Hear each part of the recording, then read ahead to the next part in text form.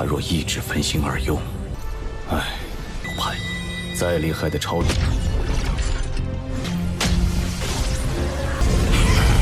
这万一剑分心。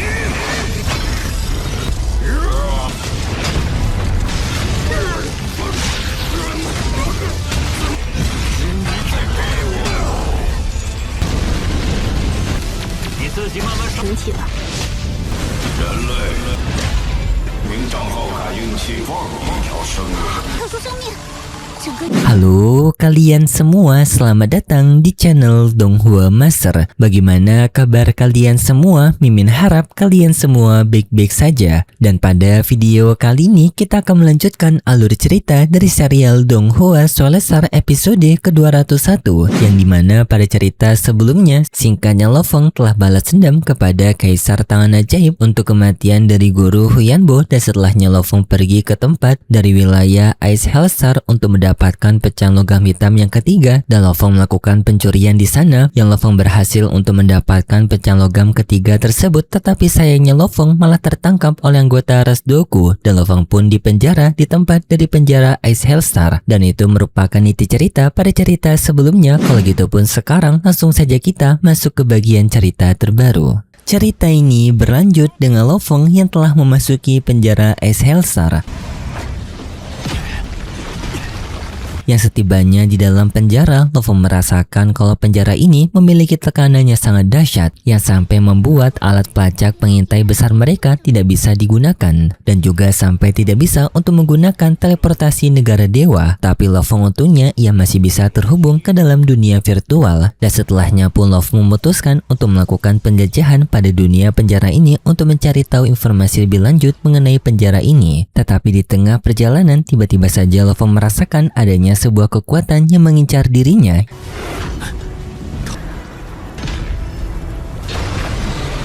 Yang dengan segera Lo Feng waspada, dan ternyata aura tersebut berasal dari tahanan lain yang bernama monster pelahap jiwa. Yang di sana monster pelahap jiwa menyerang Lo Feng, dan di sana Lo Feng mencoba untuk menenangkan monster pelahap jiwa tersebut karena Lo Feng yang ingin berkomunikasi dengan monster tersebut. Tetapi sayangnya monster itu tidak mau untuk mendengarkan Lo Feng. Lo Feng pun melakukan serangan kepada monster tersebut menggunakan pisau jiwanya dari teknik Dewa Binatang, dan juga mengakhiri pertarungan dengan teknik dari cakaran Dewa Binatang.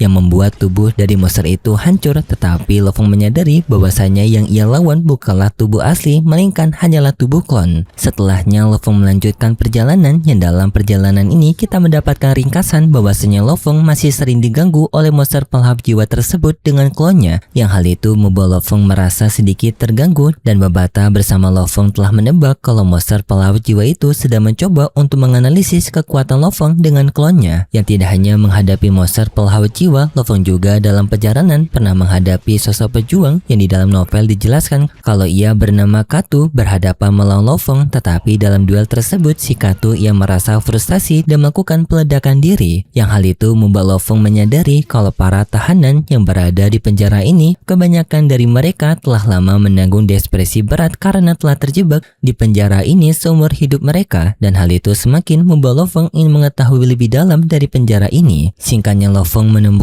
sebuah pagoda besar, yang dari pagoda tersebut Lo Feng mendapatkan informasi bahwasanya para tahanan yang berada di penjara ini semenjak era lalu adanya 12.000 tahanan. Tetapi dari 12.000 tahanan tersebut hanya satu yang dapat bisa keluar dari penjara ini, dan cara mereka untuk bisa keluar adalah dengan mengalahkan para tawanan lainnya. Dan di sini Lo Feng juga menyadari alasan dari gurunya Zhoushan yang sengaja untuk mengirimnya ke tempat ini bukan hanya karena token ketiga, tetapi juga karena ingin menguji Lo Feng pada ujian rimba menghadapi para tahanan di penjara ini. Tetapi tak lama kemudian adanya tahanan lainnya yang merupakan makhluk tumbuhan menyerang Lo Feng secara diam-diam, yang makhluk ini bernama Chang Jiang.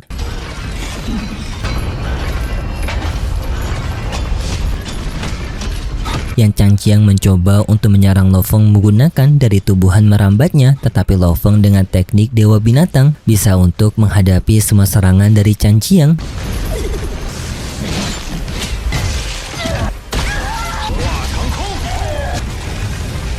dan juga pada akhirnya Lo Fong menyerangnya menggunakan teknik Dewa Binatang dan juga gabungan dari bintang tersegel dan terakhir juga tebasan dari Milky Way Across the Sky yang sampai pada akhirnya membuat Chan Jiang kehilangan energinya sampai 50% dan setelahnya Chan Jiang langsung meminta ampun kepada Lo Fong dan juga mengungkapkan alasannya menyerang Lo Fong sebelumnya karena ia ingin meminjam alat virtualnya Lo Fong agar dirinya bisa untuk terhubung dengan dunia virtual. Chan Jiang memohon kepada Lo Fong untuk bisa meminjamkan alat virtual tersebut yang Chan Jiang berjanji kalau ia akan menuruti semua permintaan Lo Fong. Tetapi Lo Fong berbohong dengan mengatakan kalau ia tidak memiliki alat virtual tersebut dan juga Lo Fong mengancam kepada Chan Jiang jika Chan Jiang ingin selamat pada situasi ini maka Chan Jiang harus memberikan informasi kepada ia. Chan Jiang dengan marah menuruti hal tersebut dengan ia menunjukkan peringkat dari penjara ini yang penjara ini memiliki sistem rankingnya yang dibuat oleh Kaisar Skywolf dan juga penjara ini memiliki 5 wilayah yaitu timur, utara, selatan, barat dan juga inti dan setiap kelima bagian wilayah tersebut dipimpin oleh para kaisar tak terkalahkan yang berada di kekuatan puncak dan setelahnya adanya kekuatan kaisar yang mendekati kaisar tak terkalahkan dan sisanya adalah kaisar batas dan juga kaisar lainnya yang bagi kalian masih bingung kaisar tak terkalahkan itu seperti kekuatan dari Universe Vulnerable tetapi belum melakukan terobosan dan untuk kaisar batas merupakan setengah langkah Universe Vulnerable jadi kaisar tak terkalahkan lebih di atas daripada kaisar batas dan untuk Lo Fong sendiri ia bisa dibilang sudah hampir mendekati dari kaisar tak terkalahkan karena sebelumnya Lo Fong yang telah melawan dari kaisar Seven Blade yang kaisar Seven Blade juga merupakan kaisar tak terkalahkan dan juga termasuk dengan guru Lo Fong yaitu Master Truyan ia juga berada di kaisar tak terkalahkan. Singkat cerita setelah Lo Fong mendapatkan informasi itu Lo Fong menyadari kalau dirinya masih bisa keluar dari penjara ini yaitu dengan dirinya harus menghadapi para tahanan lainnya.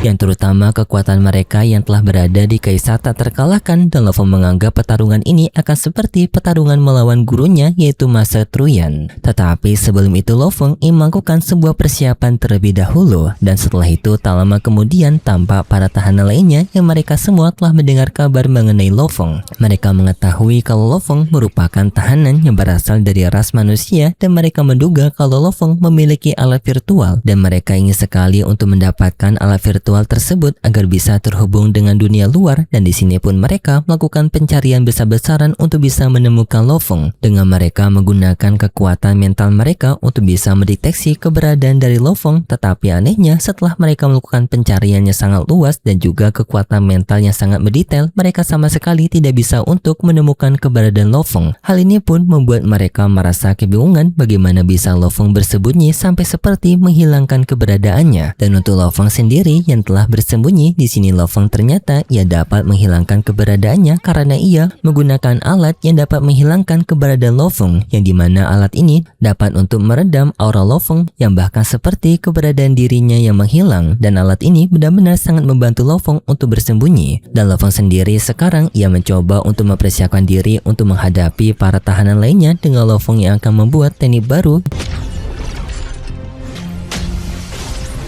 yaitu teknik yang akan meningkatkan dari teknik Dewa Binatangnya dan juga harta bintang tersegel yang juga Lo Fong berada di dunia virtual meminta arahan kepada gurunya mengenai teknik barunya yang berasal dari jalan Dewa Binatang dan di sana penguasa kota Primal menyarankan kepada Lo Fong untuk mengetes kemampuan teknik barunya dengan menghadapi musuh dunia nyata secara langsung sebanyak 10 orang. Lo Fong menerima saran tersebut dan setelahnya pun Lo Fong pergi meninggalkan gurunya. Tetapi di sini tampak gurunya Lo Fong ia merasa sedikit khawatir dengan jalan yang ditempuh oleh Lo Fong karena Lo Fong menempuh dua jalan yang berbeda yaitu pertama teknik fisik dan juga kedua adalah teknik mental. Hal ini pun membuat penguasa kota Primal sedikit pesimis kepada Lo Fong karena menganggap Lo Fong akan bisa menerima kerugian karena fokusnya yang terpecah menjadi dua yaitu fisik dan juga mental dan untuk perjuang manusia biasanya mereka hanya mengambil satu jalan saja antara fisik ataupun mental total, dan bahkan jika ambil salah satu saja itu sudah menjadi tantangan besar bagi para pejuang manusia. Tetapi Lo Feng mengambil dua, dan di sini penguasa kota Primal merasa khawatir Lo Feng akan dirugikan di masa depan nanti. Setelahnya Lo Feng kembali ke dunia penjara, dan di sana Lo Feng langsung memancarkan energi kekuatannya dan memberikan tantangan kepada para tahanan yang ingin mengetes kemampuan untuk bertarung melawannya. Yang setelah aura kekuatan Lo Feng dilepas, para tahanan lainnya mereka langsung bisa menemukan keberadaan Lo Feng, tetapi mereka juga dibuat kaget karena aura kekuatan Lo Feng yang sangat besar.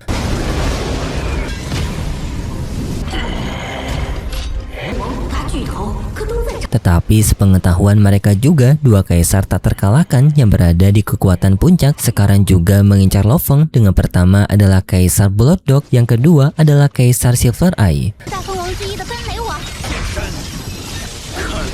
Tetapi yang datang duluan adalah tahanan peringkat ke-12, yaitu Kaisar Lightning Racing, yang di sini ia tampak kesal kepada Lo Feng karena Lo Feng yang telah sombong untuk melakukan tantangan secara terbuka. Yang langsung pun pertarungan antara Kaisar Lightning Racing melawan Lo Feng dimulai, yang dalam pertarungan tersebut Lo Feng menyadari kalau Kaisar Lightning Racing merupakan pengguna dari hukum waktu, dan Lo Feng tahu untuk bisa menangani dari pengguna hukum waktu adalah dengan melakukan pertarungan jaga jarak, karena jika terlalu dekat maka Kaisar Lightning Racing bisa menggunakan hukum waktunya untuk menghentikan pergerakan Lo Feng. Tetapi Kaisar Lightning Race ia tidak hanya memanfaatkan hukum waktunya, tetapi ia juga memanfaatkan senjata cambuknya yang dapat mengeluarkan energi guntur untuk menyerang Lo Feng. Yang Kaisar Lightning Racing menyerang Lo Feng dengan teknik injakan gunturnya, yang di sana Lo Feng menahan serangan tersebut dengan sayap Shawunya, yang serangan itu dapat ditahan oleh Lo Feng.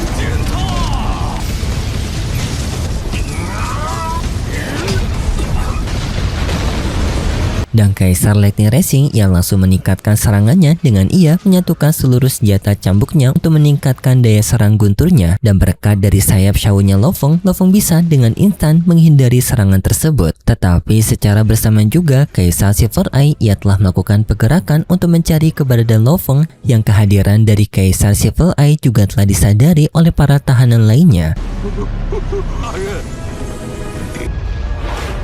Dan untuk pertarungan Lo Feng melawan Kaisar Lightning Racing, Lo Feng menggunakan serangan barunya, yaitu cambukan Dewa Binatang yang telah diperkuat dengan adanya 16 bintang tersegel, yang serangan itu langsung beradu dengan cambuk dari Kaisar Lightning Racing.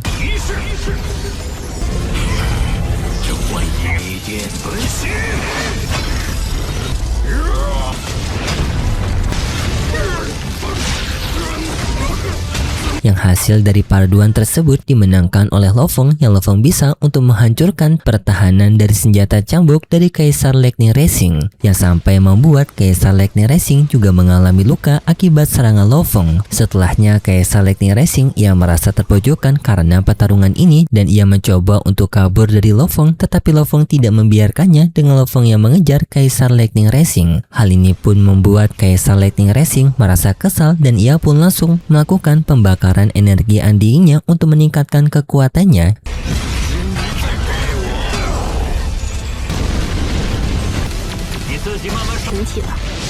Yang hal itu seketika memberikan ancaman bagi Lo Feng, dan Lo Feng pun mencoba untuk menjaga jarak dari Kaisar Lightning Racing dengan kecepatannya. Yang para penonton dalam pertarungan ini mereka dibuat tertarik karena Kaisar Lightning Racing telah membakar energi undyingnya, dan mereka juga tidak sabaran untuk melihat Lo Feng untuk membakar energi undyingnya. Tetapi setelah pertarungan berjalan lama, para penonton dibuat kaget karena Lo Feng masih belum membakar energi undyingnya, tetapi kecepatan Lo Feng dalam pertarungan itu masih lebih unggul daripada Kaisar Lightning Racing, membuat mereka tidak percaya dengan apa yang mereka lihat. Tetapi mau bagaimanapun juga Lo Feng tidak akan bisa membakar energi undyingnya karena Lo Feng yang masih penguasa sektor. Kaisar Lightning Racing tetap mencoba untuk mengejar Lo Feng terus menerus, tetapi pada akhirnya ia gagal mengejar Lo Feng, yang bisa membuat Lo Feng lolos dari kejaran Kaisar Lightning Racing. Tetapi di tengah perjalanan Lo Feng lainnya, tiba-tiba saja Lo Feng dihentikan oleh tahanan lainnya, yaitu Kaisar Silver Eye.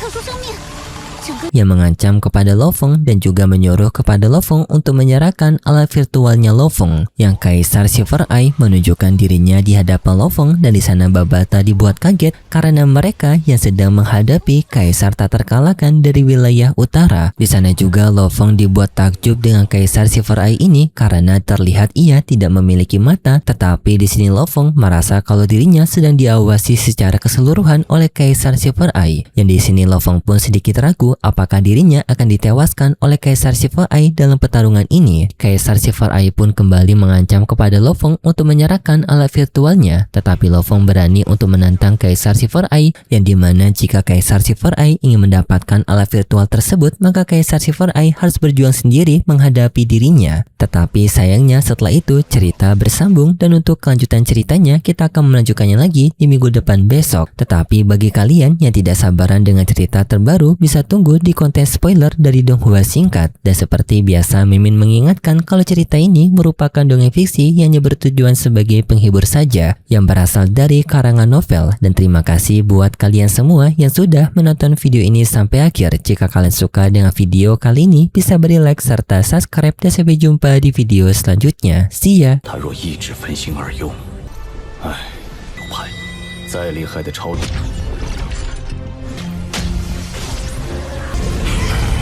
这万一一剑分心。